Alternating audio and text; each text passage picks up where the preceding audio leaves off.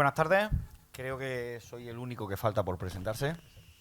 Soy Mariano Salas, vengo como director del Observatorio Internacional de Inteligencia Artificial para Educación, un proyecto que hemos comenzado con distintas fundaciones con el objetivo y sobre todo dar también las gracias a la Consejería y al Gobierno el invitarnos y poder participar en estas jornadas, porque ese objetivo es común, es poder ahora mismo abrir estos espacios de debate, de presentación, de información y poder conocer todas las posibilidades y experiencias que a día de hoy ya se están desarrollando en el sector.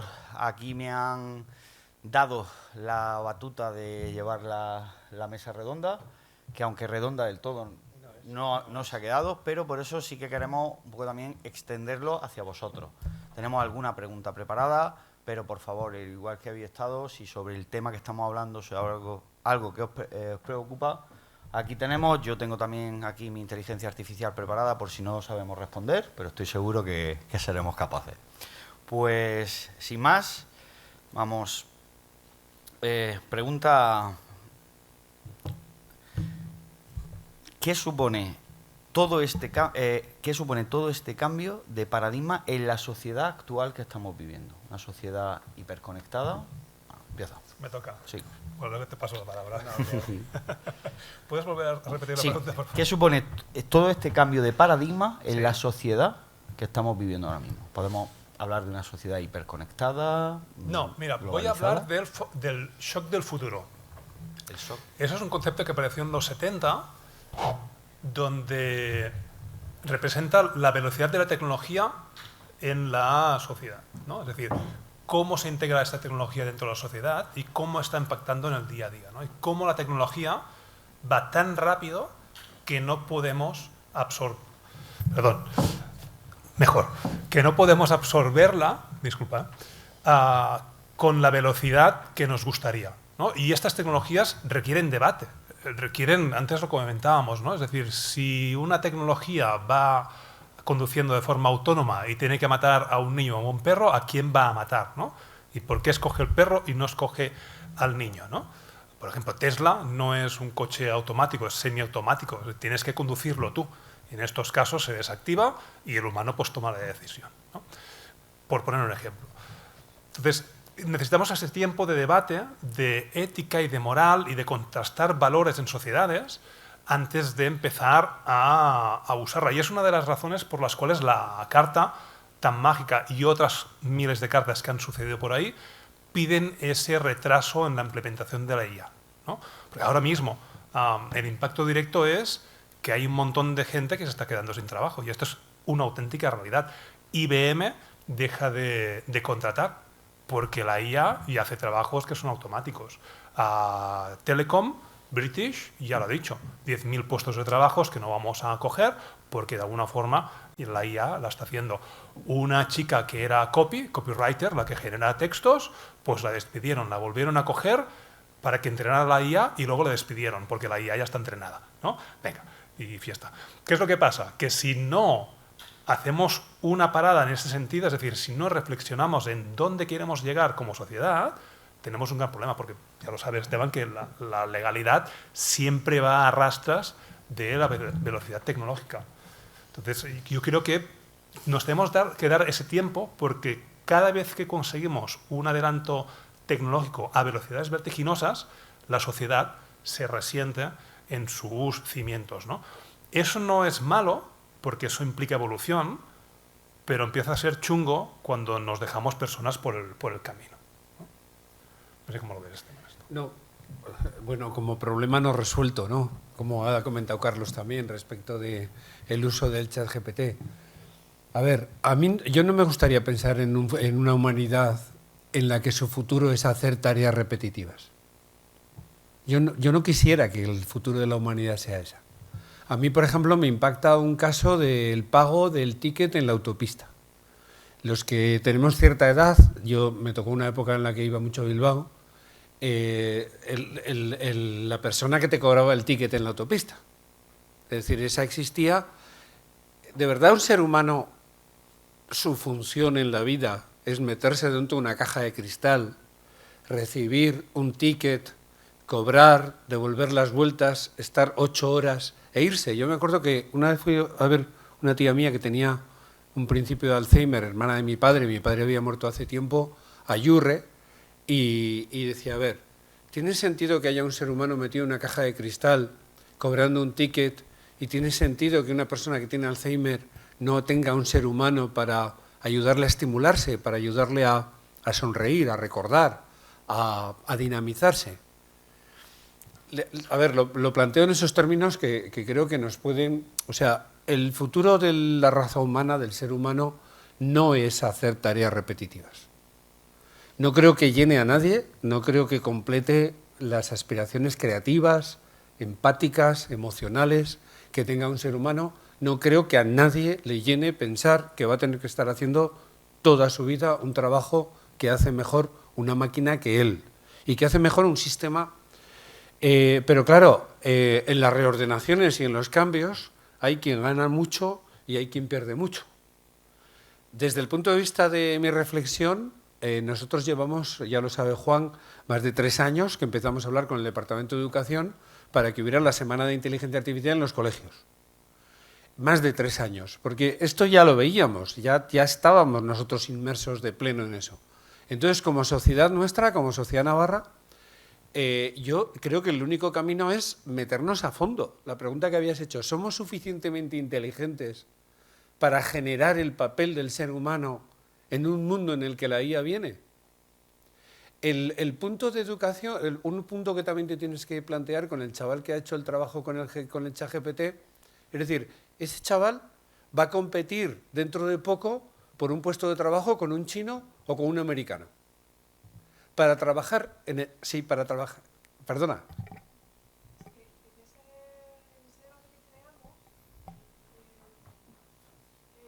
Disculpa un momentito y lo hace ya con el micrófono por el directo.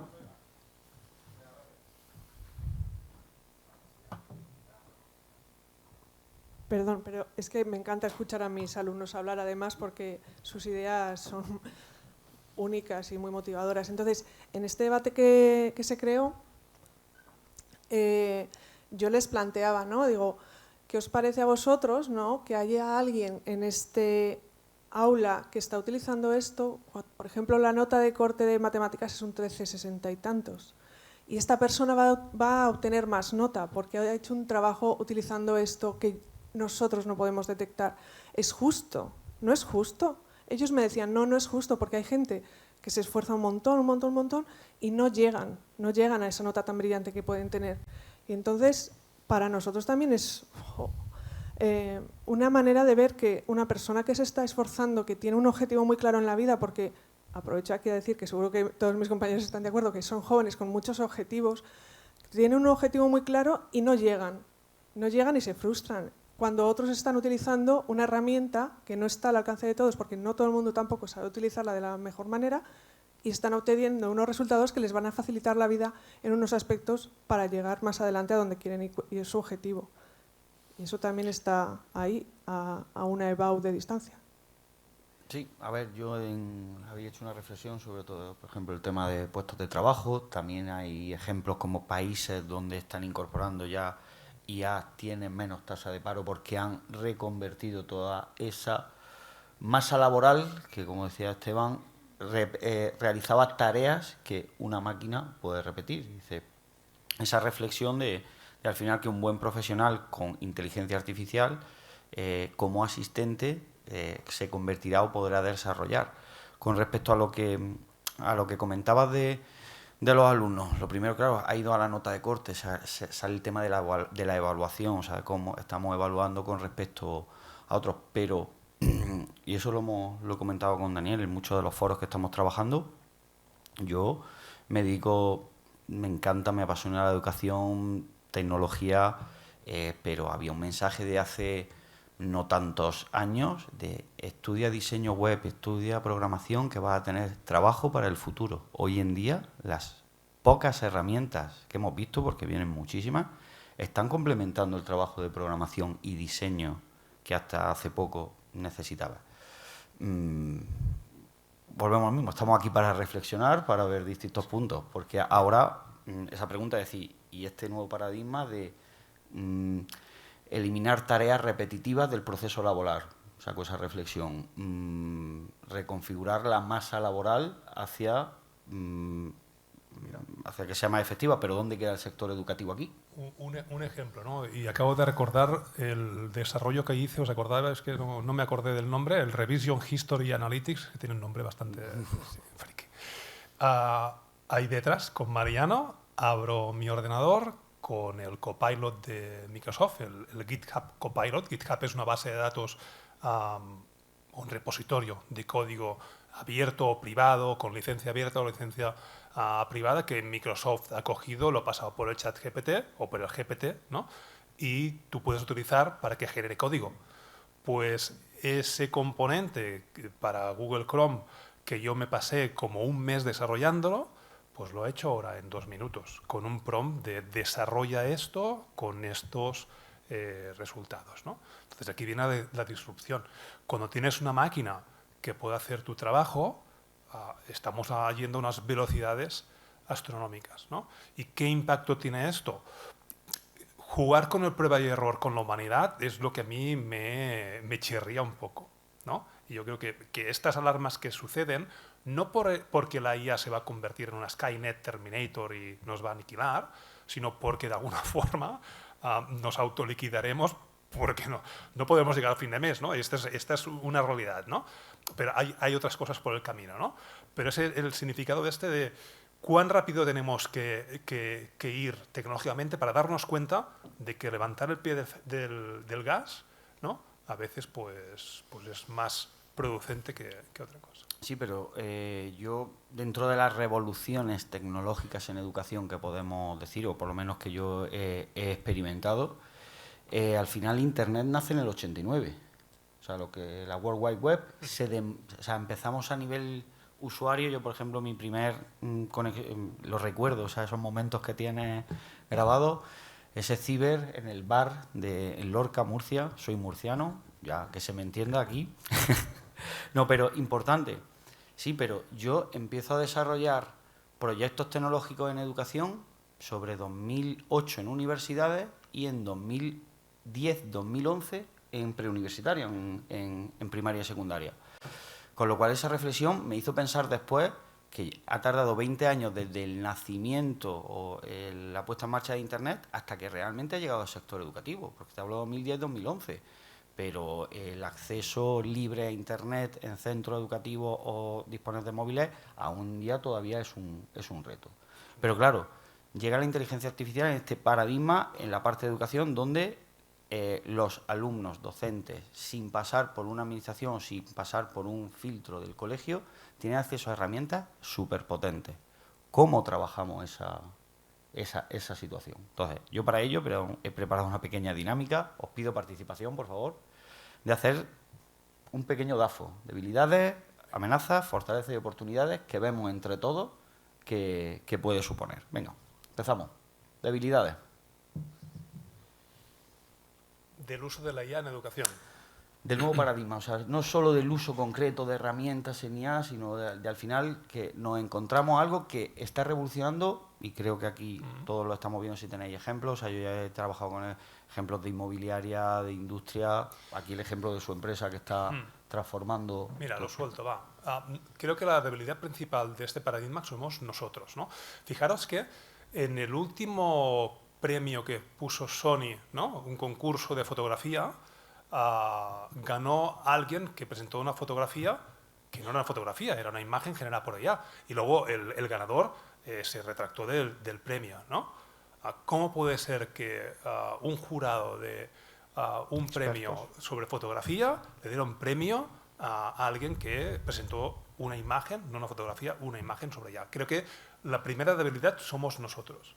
Y nos damos cuenta en términos educativos, ¿no? Los compañeros del que usa ChatGPT y saca mejor nota, a que también es una debilidad del sistema educativo que es súper competitivo, ¿no?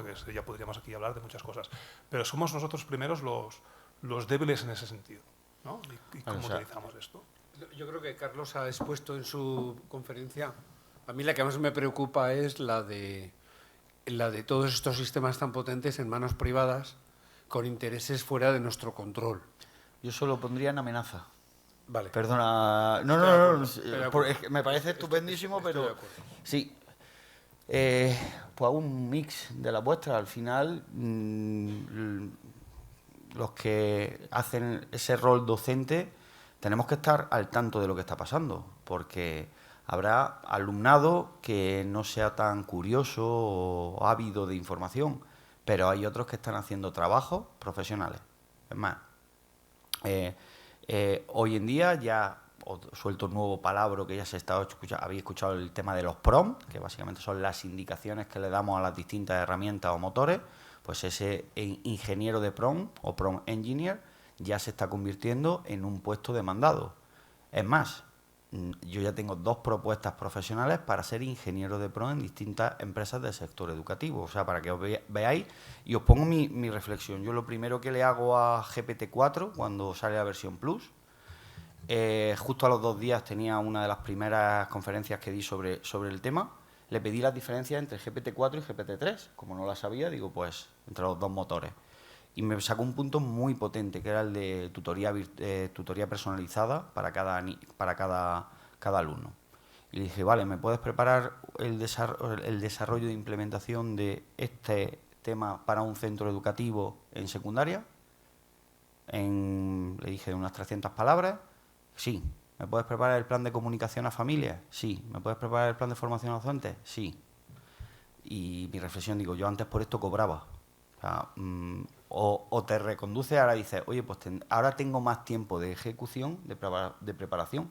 Y una reflexión con respecto a la parte docente es que, y todo lo que ha salido, el tema de las copias y demás, debemos empezar a trabajar con estas herramientas como asistentes de lo que somos expertos. Si nosotros tenemos nuestros materiales, nuestro contenido docente, aprendamos cómo que esa herramienta nos ayude sobre el propio contexto. Porque hemos llegado directamente a tener un chat y que parecía que estábamos en el buscador de Google, y no es así. O sea, sí, dime, Esteban. Sí. No, me has despertado un poco el punto de debilidad, que es la explicabilidad.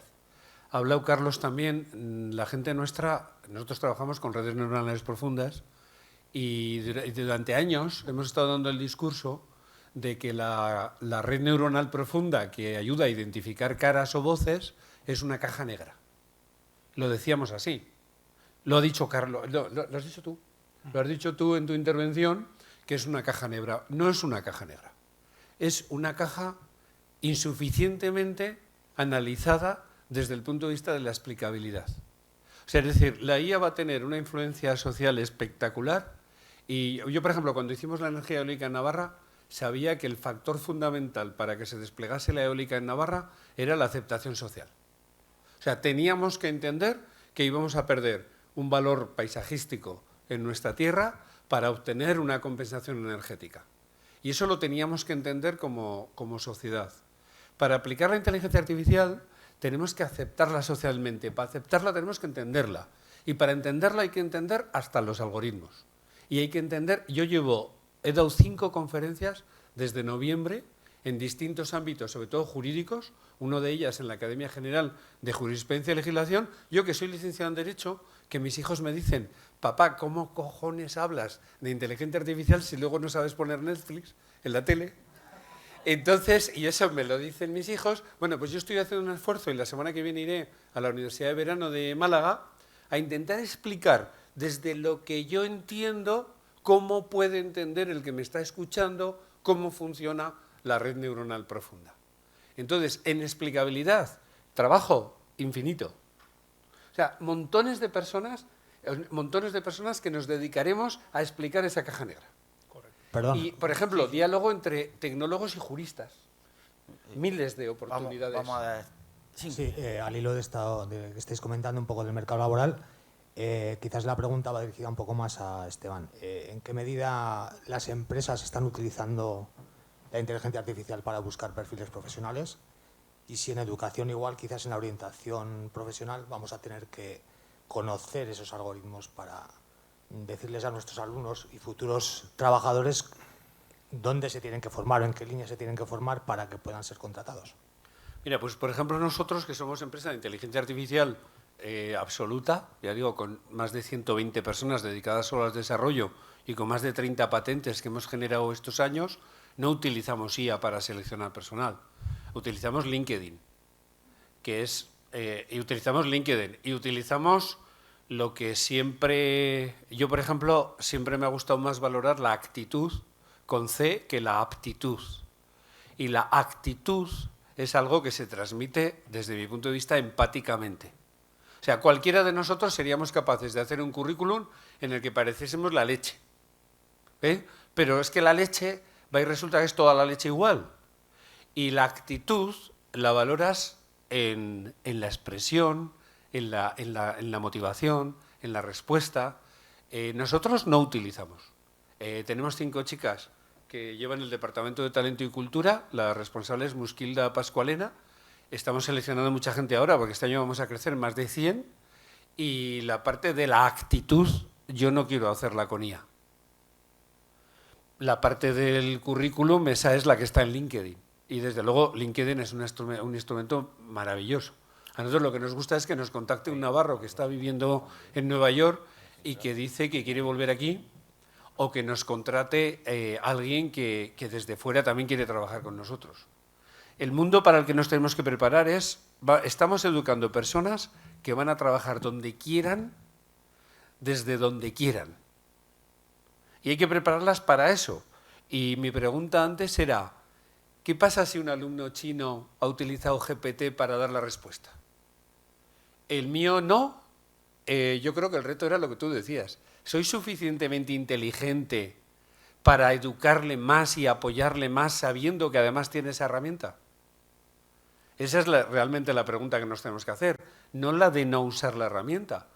Esencialmente lo que tenemos es un reto espectacular.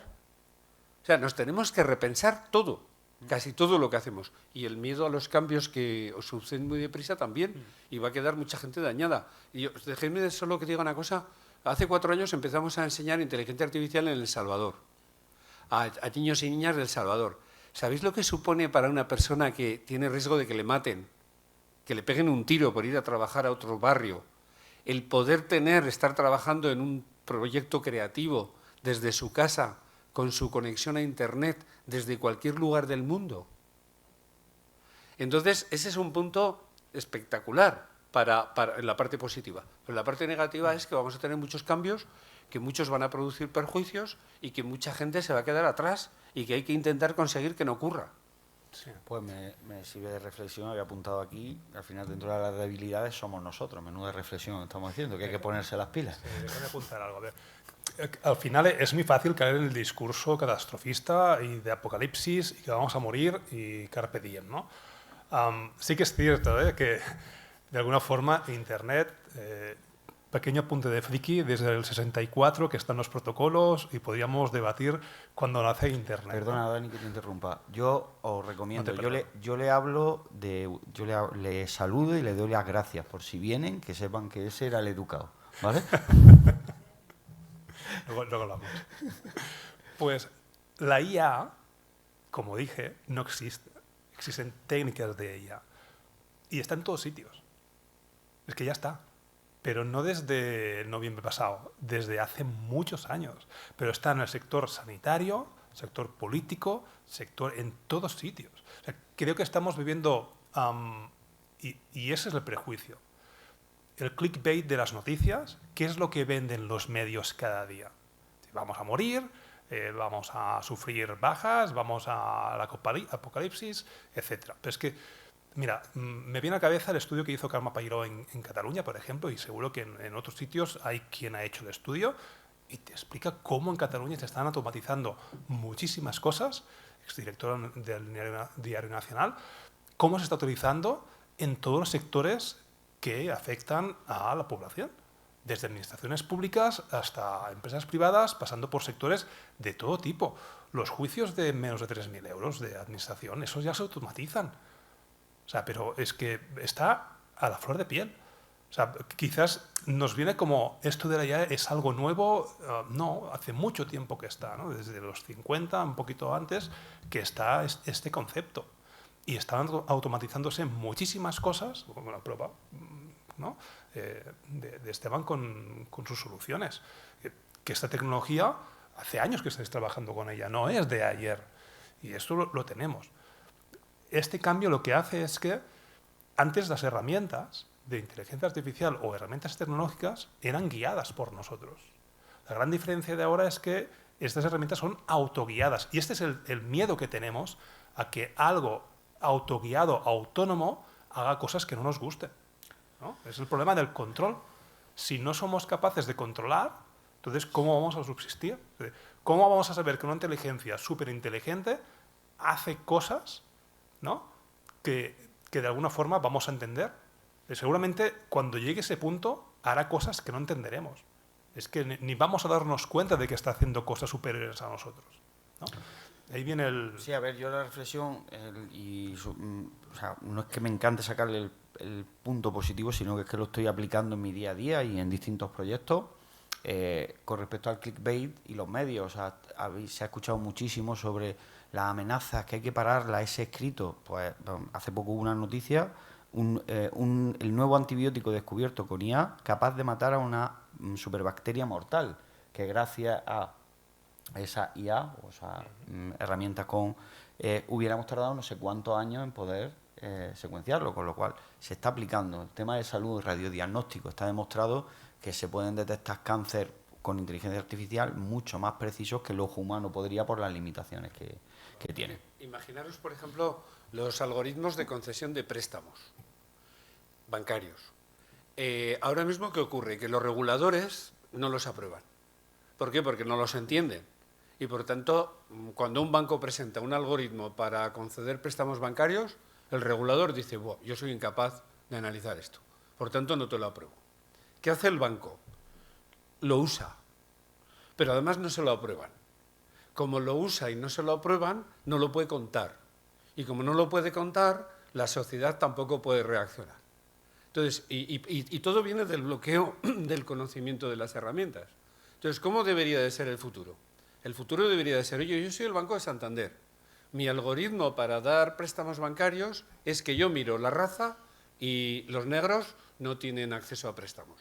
Miro el código postal y los que han nacido en Neguri, esos son prioritarios para obtener los préstamos.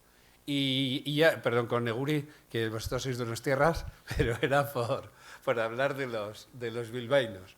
Digo, me estáis entendiendo, ¿no? Y entonces digo, y mujeres peor que hombres, y no sé qué, peor que tal. ¿Vale? Y entonces yo dices, hombre, ¿y tú después vas a ir al Banco de Santander a poner tu dinero ahí?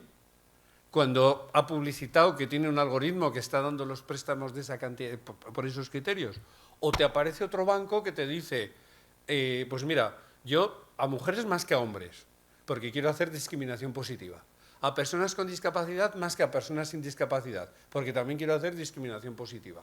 A valorar el proyecto con no sé qué esquema, más que a valorar de quién es hijo el que pide el préstamo. Y entonces diremos, pues yo a ese banco sí que me apetece ponerle el dinero. Y entonces entramos en la prescripción ética. Y entonces lo de los youtubers, que está muy bien, como nueva profesión, en el futuro va a haber youtubers más profundos, que lo que van a hacer es decir, este es el algoritmo que está haciendo las cosas adecuadamente. Y entonces ya pensad que vamos a tener que formar nosotros a la generación que sea capaz de decir, este algoritmo sí, este no, este mejor que este, y este diferencial respecto de este. Una reflexión, al final necesitamos ese pensamiento crítico digital. Por supuesto, el punto de esfuerzo. El punto, bueno, pues... El esfuerzo, o sea, nos obliga a un esfuerzo enorme. Es decir, los que estamos aquí esta mañana, el año que viene nos tenemos que esforzar mucho más que el pasado, seguro. Bueno, en la parte del sector educativo, has comentado, lo he puesto ya aquí en amenaza, el tema de la privatización de herramientas a ver, estoy totalmente de acuerdo. A día de hoy no hay una norma ni un ejemplo. Estamos trabajando con muchos centros educativos en la implantación de estas primeras herramientas de forma masiva, que no sean o utilizadas de forma puntual por un docente o por un alumno, sino que tengan también una validez. Hemos trabajado también en el desarrollo de un documento de ética dentro de eso, pero por ejemplo el otro día una charla, pues director de un colegio privado pues me dijo, pues yo le voy a poner el GPT Plus a todos mis docentes. ¿Cuántos? Sí, pero muy valiente, ¿sabes? Porque esto es la leche, esto es unas posibilidades, se lo voy a poner. Digo, ¿cuántos docentes tienes? Dice, unos 100, vale.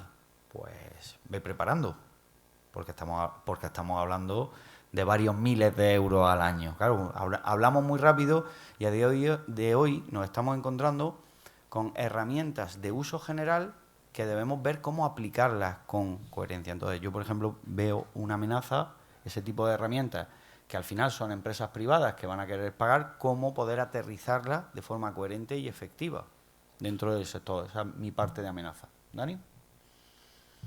No lo sé. Yo lo que sé es que cuando un humano firme algo como hecho por un humano, es cuando será el momento de que hayan cambiado las cosas, ¿no? Cuando los humanos nos enorgullezcamos de eso. Lo que creo, y no sé si nos quedan muchos minutos para terminar, nos toca ahora coger el toro por los cuernos y es algo que nos viene y que no lo podemos parar.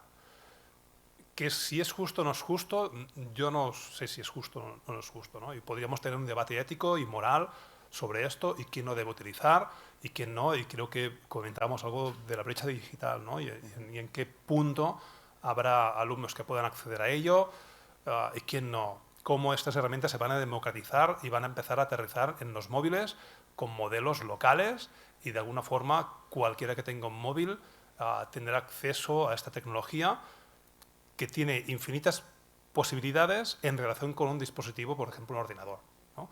Aquellos alumnos que no tengan acceso a ordenadores, pero sí tengan acceso a un dispositivo móvil, tendrán el mismo poder, la misma capacidad, ¿sí? De hecho, ChatGPT funciona en el móvil perfectamente y con plugins, y no hay una versión mobile o tal, aunque han sacado una aplicación, ¿no? Que no tiene sentido. Porque el propio navegador ya era operativo, pero ya bueno, funciona. porque parece que, es decir, tenemos una app.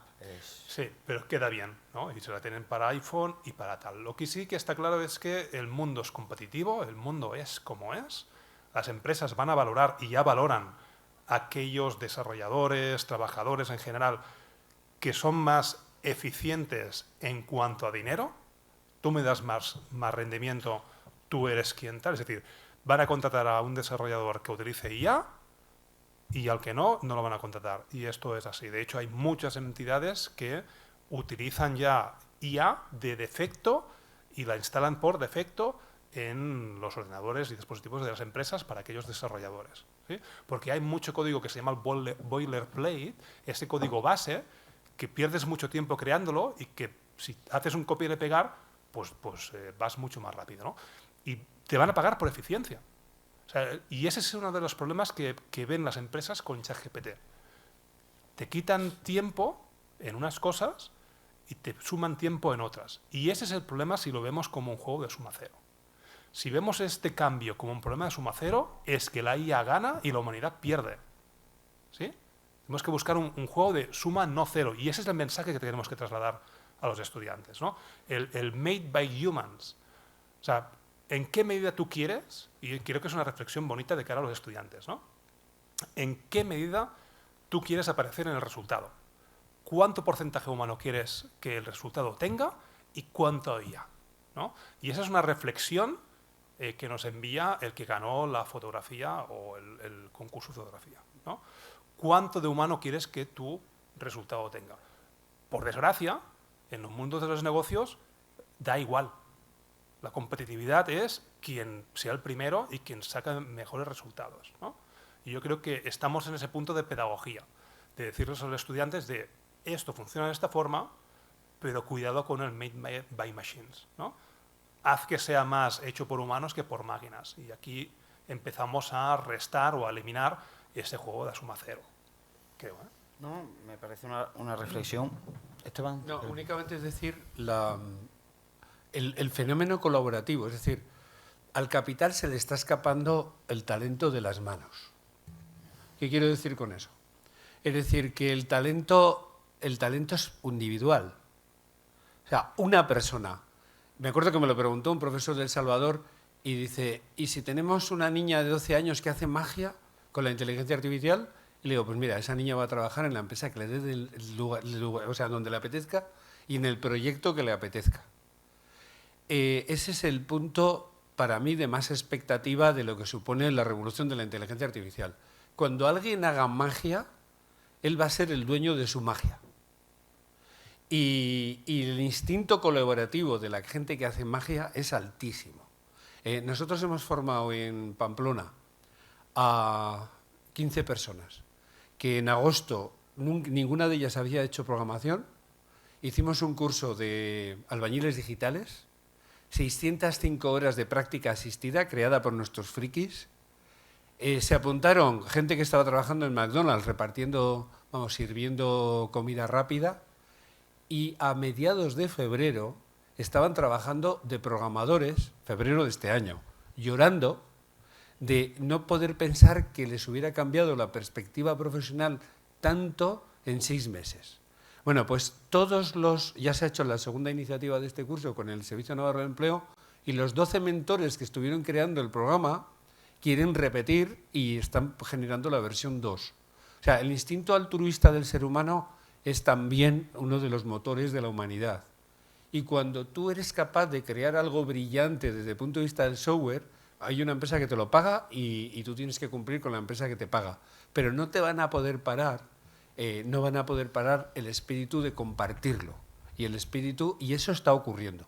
Y el open source es hoy una garantía para que empresas pequeñas adelanten a empresas grandes, porque esas empresas grandes tienen mochilas tecnológicas en el sentido de que tienen que actuar con parámetros rígidos, que son los que ya están establecidos en sus propios equipos, y de repente con open source surgen líneas de pensamiento y de trabajo diferenciales sobre las de los monopolios.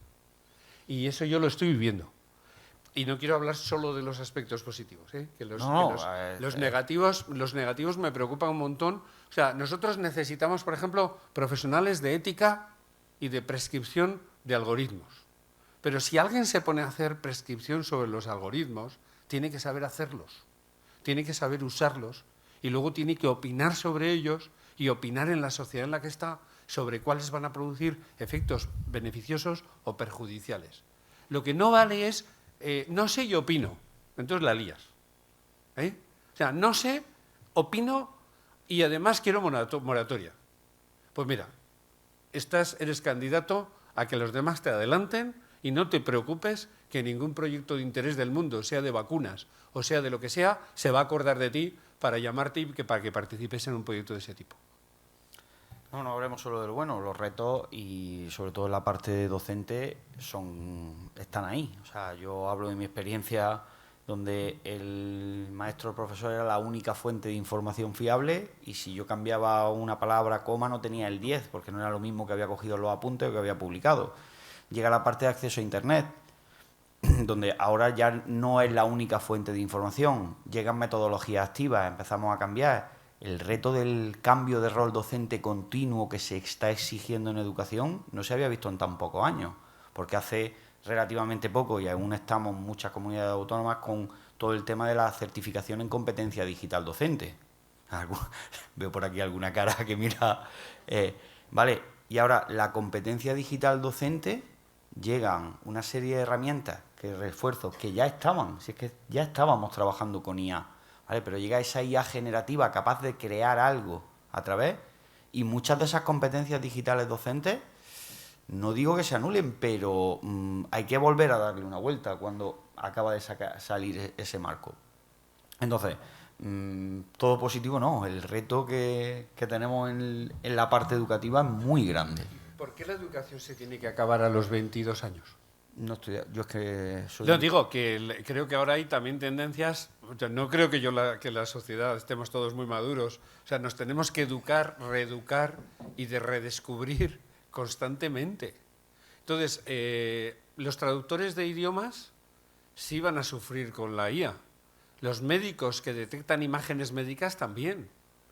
¿Por qué? Porque son cantidad de profesiones que las ven sustituir la IA. La educación, tutorización, apoyo a las personas a crecer y a mejorar, me parece que es una profesión en la que va a haber que dedicar muchos de los recursos que antes se dedicaban a hacer funciones repetitivas o funciones que una máquina hace mejor que una persona. Pero precisamente la de ser coach de alguien o la de ser tutor o la de educar, esa no la hace mejor una máquina que una persona. Entonces, me parece que vamos a tener posibilidades de educarnos hasta que muramos. Y me parece que la IA abre posibilidades a reducir la jornada de trabajo. Y me parece que la IA abre posibilidades a considerar la renta básica universal. Y me parece que la renta básica universal abre debate sobre cuál es el papel del ser humano y cuál es el papel del trabajo y cuál es el papel de la función social. Porque imaginaros un mundo en el que tuviéramos renta básica universal para los 8.000 millones de habitantes del planeta, no quiero ni pensar la de maldades que se le podría ocurrir al ser humano si no tiene ocupación para trabajar. Ese es un poco el tipo de cuestiones. Dices, sí, pero reducir jornada laboral, seguro, seguro. ¿Sí? A ver, una pregunta antes, porque creo que nos quedan pocos minutos. A ver, sí, ahora. Teníamos reservado hasta 1:30, pero sí que es cierto que no podemos cerrar también sin dar una oportunidad un poco también de hacer alguna pregunta. Damos por cerrada la mesa, pero sí que alguna pregunta para los ponentes, y además es que ahí estoy viendo que justo hay dos personas que quieren preguntar. Creo que le he visto primero a ella y ella lo otro. Mira, es que esto parece que va por que las personas podrán elegir. O sea, si una persona quiere en el futuro pues especializarse en inteligencia artificial o en otras tecnologías altas, pues podrá igual, ser bastante beneficiosa a la humanidad y esa se le pagará X. Luego que hay otras personas que por lo que sea pues no pueden o no se ven capaces, pues a eso es la renta básica. O sea, siempre pueden incorporarse si quieren. Y entonces también se lo de sociedad que no está mal. Sí, mira, te voy a decir una cosa.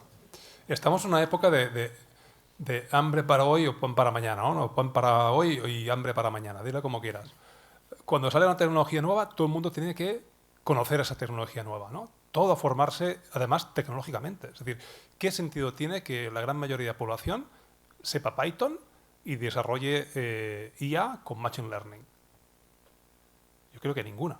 No tiene ningún tipo de sentido, ¿no? Porque si es así, empezamos a eliminar los filósofos, los periodistas, los taxistas, etcétera, etcétera, ¿no? Creo que de alguna forma estamos perdiendo el mundo de vista. Los que ahora vayan a estudiar IA, pues fantástico. Cuando venga el quantum, ¿dónde estarán los de la IA? Hasta luego, ¿no? O va a haber una reversión, o va a haber una transformación, o la IA tiene algo que ver con el quantum. Bueno, pues aquí vengo, ¿no? Es decir, lo que tenemos, y creo que es una conversación que teníamos con Mariano afuera de micro, hay que saber aplicar esa IA en educación, entender las bases y ver cómo le podemos sacar provecho. Pero ir a las entrañas, yo creo que ahora mismo es una pérdida de tiempo brutal. Como la analítica del aprendizaje. Si la IA nos la hace, pues que la haga transparente. La misma reflexión que ha hecho Dani sobre la analítica, y que no hay que ser expertos, pero sí hay que tener una base de alfabetización, o sea, de conocer. A nivel docente, demasiado hacéis, o sea, demasiado hacemos el día a día. Entonces, estas herramientas se van a convertir en un asistente. O sea, el que es buen docente va a tener un asistente. Y como buen docente, ninguna tecnología podrá superarte. Mañana participo en una de las ponencias donde veremos ejemplos prácticos, que es una de las cuestiones que también está sujeto. ¿Qué evidencias tenemos cómo esto funciona? A día de hoy no hay evidencia científica del impacto. Carlos ha puesto en pantalla un estudio, Daniel desde su universidad ha puesto también un cuestionario de diagnóstico para conocer cómo está respirando el sector, porque tenerme la expresión, nos ha pillado a todos igual, o sea, nos ha pillado herramientas. Entonces, veremos muchos ejemplos. El ser experto en IA, pues habrá esas personas que ayuden a mejorar esa tecnología. A nivel educación, pues tendremos que dejarlo, dejar o hacer, pues, por ejemplo, desde la administración de distintas decisiones que se tomen para que sean una ayuda al docente, no una piedra en el camino, como sí os puedo decir en los primeros proyectos tecnológicos, que la tecnología parecía más que entorpecía que ayudaba en el proceso de enseñanza-aprendizaje. Hoy estoy seguro que esto lo potencia muchísimo. Y refuerzo lo que has dicho, ¿por qué dejamos de estudiar? Yo creo que hoy el lifelong learning tiene que estar presente en la cultura y lo trasladamos desde la aula. El tipo de cosas que os van a pasar a los docentes es que vais a tener un asistente de IA a la que, por ejemplo, le vais a poder hacer una pregunta diciendo: tengo una hora de tutoría disponible, ¿quién es el alumno o la alumna que más lo necesita? Y entonces vuestro asistente os va a decir fulanita de tal. Vale, y entonces vas a dedicarle esa hora a esa persona, pero también vas a entender cuáles son los criterios por los que te está haciendo esa propuesta. Y si crees que hay alguno que modificar, entonces se va a crear un grupo entre docentes y frikis, yo a los de mi empresa les llamo frikis. ¿Para qué? Para mejorar ese algoritmo. Y luego resulta que ese algoritmo lo va a utilizar un profesor de Sudáfrica que os va a escribir una carta diciendo que qué bien le va utilizar justo con esos parámetros que habéis modificado para cuando él quiera hacer esa pregunta o ella quiere hacer esa pregunta. Y esas serán las dinámicas imparables que generará la inteligencia artificial. Pero la pregunta es muy fácil. ¿Cuál de mis alumnos necesita mi hora de tutoría en este momento más que los demás? Y la IA te va a hacer una propuesta.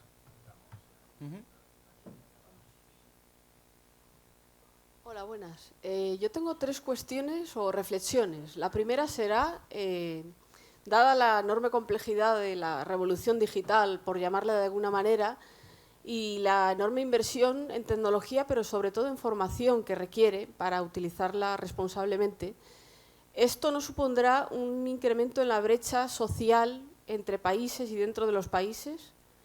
La segunda sería, vamos hacia una tecnocracia, no en el sentido utópico, sino distópico, donde las decisiones importantes a nivel político sean tomadas por algoritmos, que es verdad que subyace una decisión humana al final, pero en definitiva las decisiones importantes, porque la sociedad es cada vez más compleja, sean tomadas por algoritmos y no por personas. Los políticos desaparecen en esta ecuación. Y la tercera es, ¿puede la inteligencia artificial evolucionar tanto que en un momento dado haya un conflicto de intereses entre comillas, sus intereses y los intereses de la humanidad? La última, empezando por el final, sería el modelo que no lo tenemos presente ni cerca, que se habla de la IA autoconsciente, pero es que no... Vamos, sigue siendo ciencia ficción, a menos que alguien me diga lo contrario. Sí, ciencia ficción. Lo que sí que sucede ahora es las decisiones soportadas por humanos, ¿no? Y estamos en ese punto. Un algoritmo da una respuesta y el algoritmo supervisa, ¿no? Decisiones supervisadas por humanos. La primera es un sí, ¿vale? Es decir, ya hay diferencias brutales, ¿vale? No sé dónde va a acabar China porque tiene un problema de natalidad muy bestia, ¿vale? Y no sé en qué punto India está por encima de todo y está escalando como los temas tecnológicos. Pero sí, evidentemente hay una brecha digital entre países muy bestia. De hecho, China creció por copiar el resto de países, ¿no?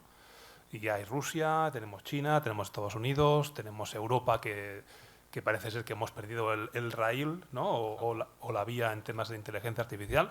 Yo estoy muy orgulloso de Europa porque sabe frenar y debatir. No sé, yo creo que tenemos que tomar decisiones cuando hay que tomarlas, ¿no? Mucho correr quizás nos lleva a sitios muy complejos. Y sobre si habrá conflicto de intereses, creo que sí, pero no en el sentido de que si la IA será consciente, ¿no? Ya hay conflicto de intereses. De hecho, en el momento que la IA está en nuestra sociedad y está supervisada por humanos, el interés ya está ahí. Y hay un sesgo ahí. Y hay un sesgo. Sí. Bueno, a ver, yo con respecto a las diferencias entre países, ahora se está lanzando lo que se llama el New Space, que es 300.000 satélites que se van a poner en los próximos, no sé si 5 o 10 años, en la atmósfera para facilitar la interconectividad, etcétera, etcétera. Yo ahí me apunto a la parte positiva, es decir, os digo un dato, por ejemplo, en alta tecnología, en California, la rotación de las personas que trabajan en empresas de alta tecnología es superior al 30%. Nosotros, por ejemplo, tenemos una rotación del 5%. Creo que cuando las personas puedan elegir de verdad, y es algo que se inició con la pandemia, dónde quieren vivir, ahí hay una oportunidad magnífica para que no todo el mundo quiera vivir en las grandes aglomeraciones tecnológicas, etcétera. ¿Por qué? Porque al final el engaño que te hacen en Estados Unidos es que te pagan 5 veces más de sueldo y la vida te cuesta 6 veces más. Ese es el engaño en el que te dicen, no, si es que yo comparado con alguien que en España está haciendo esto, a mí me pagan 4 veces más. Vale. Y luego todo lo que haces, y además no tienes una sanidad pública, o además no tienes una educación igualitaria desde el punto de vista de derecho. Entonces, ese punto, por ejemplo, o sea, yo creo que se están produciendo problemáticas de exceso de riqueza y de exceso de oportunidad, lo cual acaba conduciendo en reequilibrio para que tengan las oportunidades, ¿no? Y luego, con respecto a lo que dices de las elecciones, de los políticos y tal, yo antes he dicho mi solución. En los parlamentos se va a debatir de algoritmos. Y se va a debatir con rigor. Y se va a debatir con sesgos. Y vamos a decir, este sesgo lo vamos a potenciar. Navarra va a aprobar un algoritmo porque de las plazas de educación ser mujer va a suponer una ventaja de no sé cuánto, porque quiero corregir una discriminación hacia atrás. Pero ese va a ser el debate. Aprendamos a tener ese debate. No es, o sea, la gente luego se pone a hacer código. Yo no sé conectar Netflix y soy presidente de una empresa de inteligencia artificial. Sí. Perdón. Esteban, muchas gracias, es que ricasco. Nos hemos ya pasado un poquito de la hora. A las 4:30 vamos a seguir también con este debate, o sea que habrá oportunidad también pues, de alguna cosa que se haya quedado pendiente, de poder preguntar. En todo caso también nuestros ponentes van a estar también por aquí. Cualquier cuestión que de alguna forma surja, pues casi estamos en familia, o sea que están dispuestos aquí a atenderos pues, en la medida que puedan. Muchas gracias, es que ricasco. Seguimos después. Es que ricasco, Juan. Es que ricasco. Gobierno de Navarra. Nafarroako gobernua.